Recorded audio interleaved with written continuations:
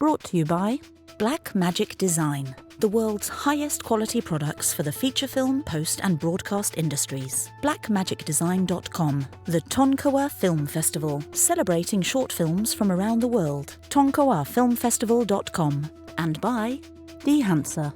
Use the promo code RABBIT to receive 10% off Die Hanzl products. diehanzl.com.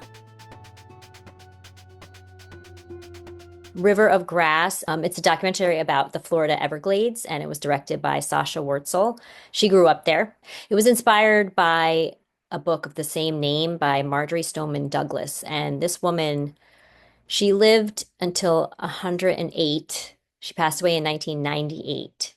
She was a woman like way before her time. She was a mid-20th century conservationist. She helped to fight and to prevent the plan was to call it Everglades Jetport in 1970. It was supposed to be this gigantic airport, basically, and they squashed it. She found the group Friends of the Everglades. From what I could see, it looked like she was the only woman in this group. The film really weaves the threads of the environmental and industrial crisis that's happening in Florida. And it also features Betty Osceola, who's an environmental conservationist, educator, and airboat captain. She's a member of the Miccosukee tribe of Indians of Florida and the Panther Clan, it's called. She organizes and leads prayer walks, educates, and I believe she does tours. And it's the only Everglades in the world. It's the only one. To describe this movie, it was really beautiful. I did not write this quote, but someone called it restrained but urgent. And that was totally the feeling. That was like, yes, that's perfect. Because it did stress you out because just all the stuff that's going on in Florida, but it didn't make you panic. Like it was restrained. That was like totally the perfect phrase to describe it. The director, she narrates it. She wasn't originally going to do that, but then it kind of just, I guess, came to her, and she was there. So there was Q&A. It was great. It took 2 years to make this movie. She was saying how she treated the water as a character. She filmed the water like it was a human with respect and dignity. And you could feel that. You felt very immersed into the landscape. The film touches on the construction that's been built on top of the Everglades, which is killing, the ecosystem and the environment. They, in Florida, I mean, maybe other places, I don't know, they do this sugarcane burn. Have you ever heard of that? Where they burn I think at the end of the growing season, they burn the sugarcane, and it's mostly done, I hate to say this, in communities with minorities, and it's burning pesticides and putting pesticides into the air.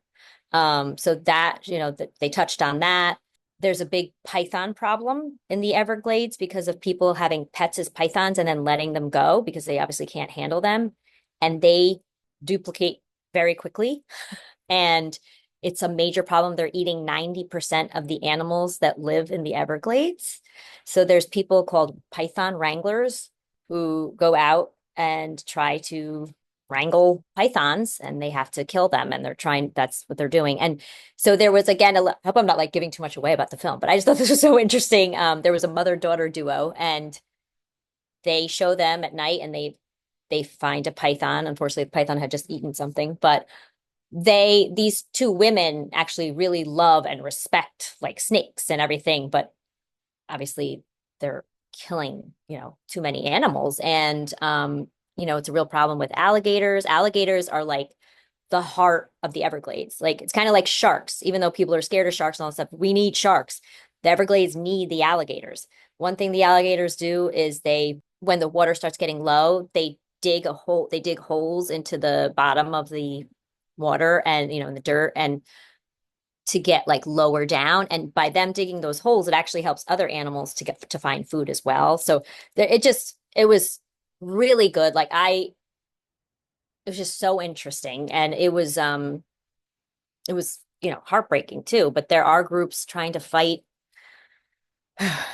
for the Everglades. And I don't know, I hope there can be changes, because there's also this, they call it red tide. And it's algae, but it's toxic, and that's another thing hurting the animals. And yeah, so. This is the BTRP Media Network.